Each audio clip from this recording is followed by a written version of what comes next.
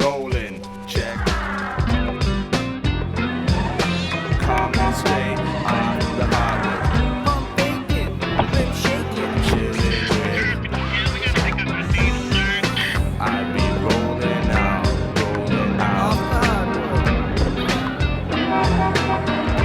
off the hardwood, straight. Coming up on Off the Hardwood, we visit the home of Raptors forward Antonio Davis. AD shares his thoughts on his 6 years in Indiana, concerns about moving his family outside the United States, and making the biggest decision in his career.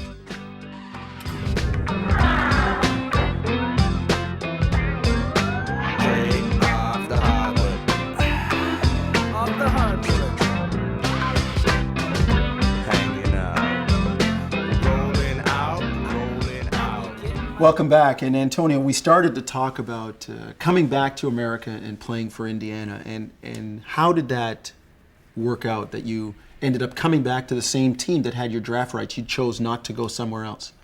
Well, they invited me back to their rookie free agent camp. And it was actually the second time that I got back. The first time, I felt that I played well enough, but they felt that it just wasn't room for me on the team. So that's when I went to Italy and played for a year. Came back and everything had changed. Larry Brown was coach, so had to go play in front of him for a while, which was a great experience. Yeah.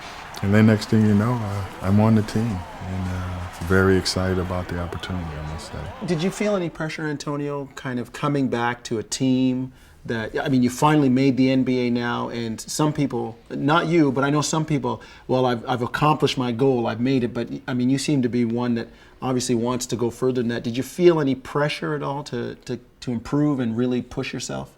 You know, not really. Yeah. You know, I felt that I was coming into a great environment. You know, once I got a chance to meet the guys and get a feel for what they were all about, it made the transition, you know, pretty easy. Mm-hmm.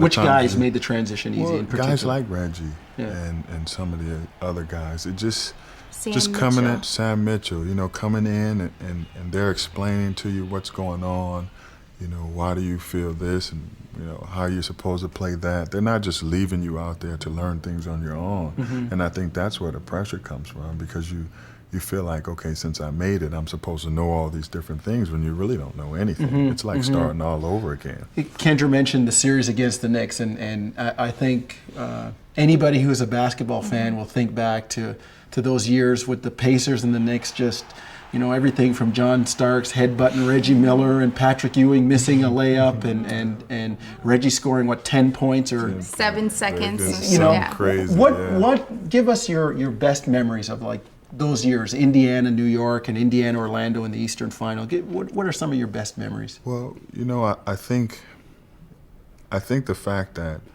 you know, we were there and it was such a rivalry, you know, you can just kind of remember everything. After the games, when we win, you come home and your garage is decorated with all kinds of stuff. And, you know, and our it's house has been bright, decorated. sunny day, and people are coming over and we're cooking and stuff like that. And it was just, it felt like such a family, you know, with all those guys. You know, I think that's something that every team should have, but unfortunately it's not always there because guys aren't like that. And it's really funny because this summer, as quiet as it kept, New York was one of Antonio's largest suitors in free agency. Every day FedEx would show up and there would be a different gift from the Knicks. Every day they would just send a gift every day, and they would say, like, they sent this little like a little model of Madison Square Garden, and it said like, welcome to your new home. And they sent him like this leather journal that says you're gonna write history in New York, like all of these different things. And Antonio said, but babe, like I can't be a Knick. Like I just couldn't be a Knick. It doesn't happen. Never happened. It just wouldn't feel right. You know? When you guys finally cracked through and beat New York, and I remember because my parents were at that game, and I remember the radio call, ding dong, the witch is dead. And when you finally got through and you got that close against Orlando, you know, how difficult was it to take that you didn't get to the finals? Well, it was tough, you know. I think the toughest part was watching Orlando play. you know, knowing that I think they got swept Yeah, too, they did. by Houston, Houston. yeah. Yeah, and I was just sitting there, and I think we had split with Houston that year. And I was just like, we could have been there. We could have done that. We could have beaten Houston. I know we could have. And that what's hurt. That hurts because you always second guessing yourself, like what could have happened, what should have happened, what would have happened. But sometimes you just gotta let it go. You played for Larry Brown. We talked about Don Haskins and a significant coach that had a bearing on you. You played for Larry Brown, a great teacher. You know, what do you take from Larry Brown? Well, I think you take the attitude that you always have to go out and play the right way. You know, you're not going to win if you're not thinking about the team and your responsibilities, if you're not trying to improve every year you come back, and just that winning attitude. You know, I think being around him, you pay attention to all the little things, and when you do that, you end up a winner.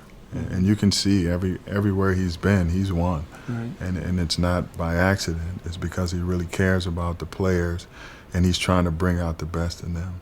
You experienced tremendous growth in the Indiana years, and then you get to the point where you say, you know what, I'm ready to fly the coop. I need more of a challenge, and I believe the line about coming to Toronto was you came to be a starter because you were ready for a new challenge.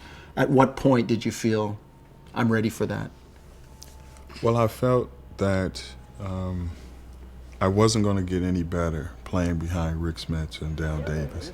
I felt that in order for me to really get a feel for what I can be, I had to get from under them, you know, and get out and establish a responsibility, establish the fact that a team needs me to come out every single night and to do something and to really be effective. But, you know, what was even tougher than that is, like we were just talking about, you know, it's tough because we have to make change and we have to adjust. And it wasn't just me and what I wanted to do, you know, it was more so the tough part was my wife. Yeah, I was going to say, how much kids. did you consult with, like, how much did the two of you sit down and say, you know what, we are, I know you as a player are ready for this, but we're ready for this. Kendra? Antonio has such an incredible opportunity, and I realized that he was being stifled, and that, you know, I just think that I never wanted him to look back on his career and kind of think what could have been. Yeah. And I realized that that was what was going to happen. So yeah, it was tough. I mean, I was close to my family. I'm originally from Chicago, and in Indianapolis, my parents were, you know, a 3-hour car drive away, and my brother and my cousins and my aunts and my uncles. So it made it hard. I mean, it was a tough decision. Well, Indiana's loss was Toronto's gain, and when we come back, we'll talk about the years in Toronto and some community involvement by Antonio Davis. Stay with us. Antonio actually went in and, you know, asked to be traded. He asked to be traded. So I said to him, honey, I don't know why this is such a surprise. You asked to be traded.